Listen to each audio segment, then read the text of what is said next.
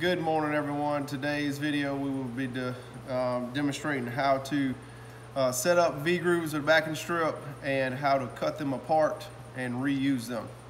All right, first thing is we got two plates with a machined edge there from the beveler, 30 degrees. Okay, got a nice clean backing strip. What we like to do here is set this up on pieces like this. I like to have we're using a 10-inch coupon and 12-inch backing strip.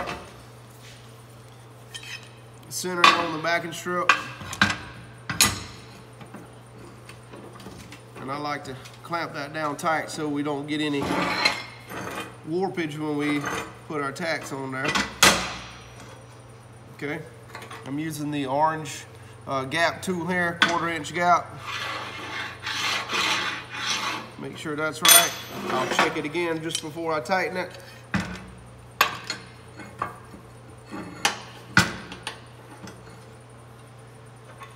You can see that's a little off.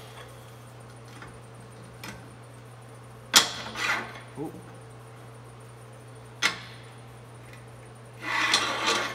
Yeah, once I'm happy with it, I'm gonna go ahead and clamp it down. I'm gonna get my PPE on, my shield, and then we're gonna make tacks. When we tack this, we wanna tack on the edges down here and here. We're not gonna tack in the center, all right? We're not gonna tack on the back side either. If you put a good enough tack on it, it won't do any bowing, okay? And then tack, we just make we can make a little circle or a little figure 8 down here, okay?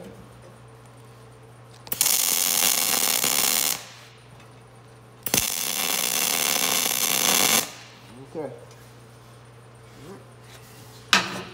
All right, so this is our coupon, tacked up and ready, both sides down, nice and flush on the back side, 1/4-inch gap down the center. Okay, that's how I want you to prepare the coupons for stick welding V-groove with backing. All right, so after we welded our V-groove, we've got some things to do before we can prep it for the next step, okay? As you can see, this weld's gonna pass, these rest of them aren't. And what I wanna show you is some ways that is not acceptable, okay? So here, the first one up, we have a weld that is partially completed, okay? A lot of lack of fusion in there, just terrible, ugly ass welds. Okay. But however, is that weld finished? No, it's not. Out in the field, you're just gonna leave it like that? No, you're gonna have to grind these spots out and you're gonna have to fix it. And in our shop, we're gonna do the same thing, okay? Don't come to me with a half-filled V-groove and think you're gonna get another coupon. That's not gonna happen. And this here, this is completely unacceptable.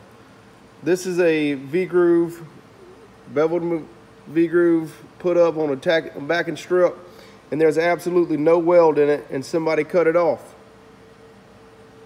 I'm assuming the fit up must have been bad. They wasn't happy with it. This is completely unacceptable, will not be tolerated.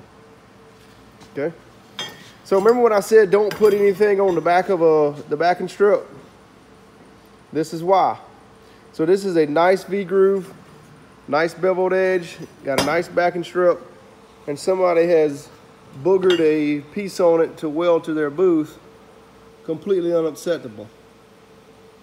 All right, we're not doing that. I don't want to see none of that. If you're going to weld a piece to it, put it in the center edge over here on the base metal, not on the backing strip, okay? Next one up, we have here, nice beveled edge V-groove, nice backing strip, and somebody's come in here and welded the backing strip in the center for some reason. So when we go to cut this piece off, our plasma cutter is going to hit it and create a nice ugly little cut right there. Nice beveled edge, as you can see. Got a nice backing strip on it, nice and clean. This is how they should be before you cut them to put them on to the next step. This is how I want them. No tacks on the backing strip on either side.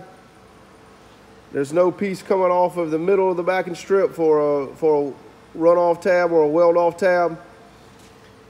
They're completely filled up.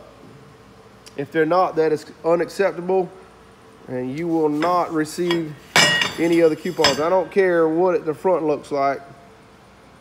I mean, I do care, but as long as it's filled, I mean, if it's ugly, it's ugly. There's no doubt about that. Next step is we're going to run our plasma cutter down this edge, like that, and again on this side.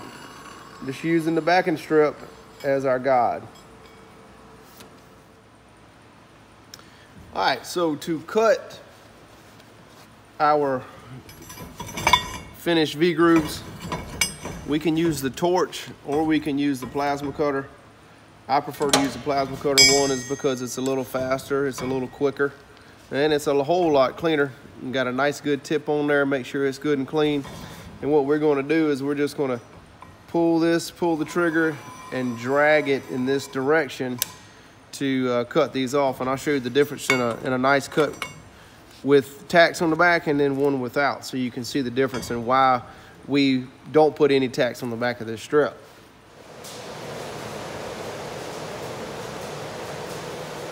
All right, so we're going to cut these first here. We're going to cut the one with the tacks here on the back side of the backing strip. I'm going to show you why we don't do that. Make sure you got your gloves and your face shield on. We're going to set this on and just drag it along.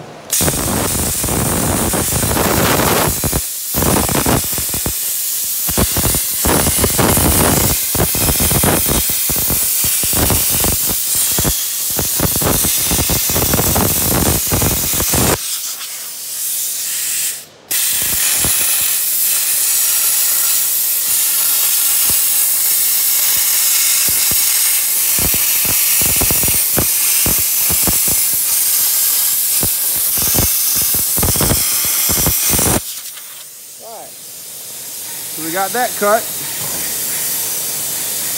See here.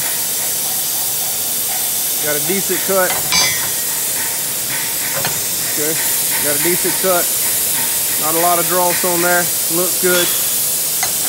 Okay. As you can see here, kind of bumped around those welds on there. That's not what we want to look for. Will it work? Yeah, it will. It's just a little bit more aggravating. Okay. Now we're going to cut this one.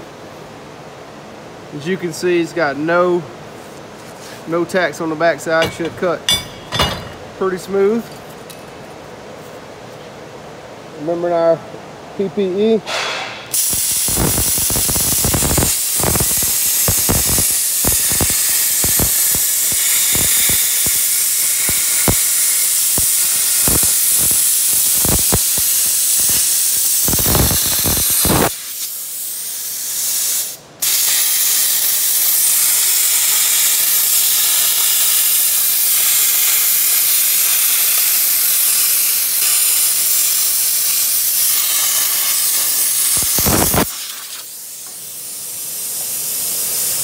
All right, take a look at those. Nice cut.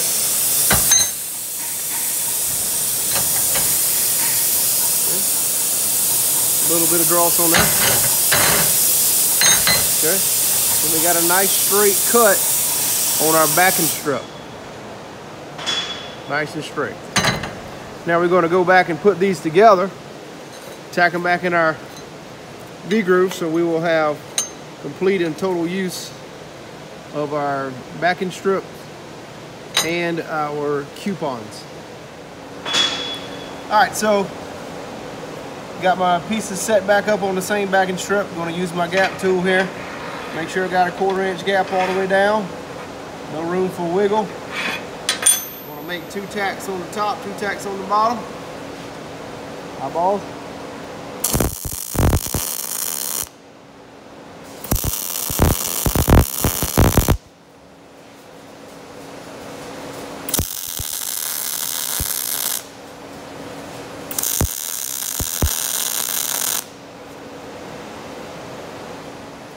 All right, so this is our finished product here. Started out with a full V-groove on the front side, cut the sides off with the bevel, reattached them to the same backing strip. Got a nice profile, 1/4 inch gap, 10 inches long. That's your weld coupon. That's how all V-grooves will be done in the weld shop.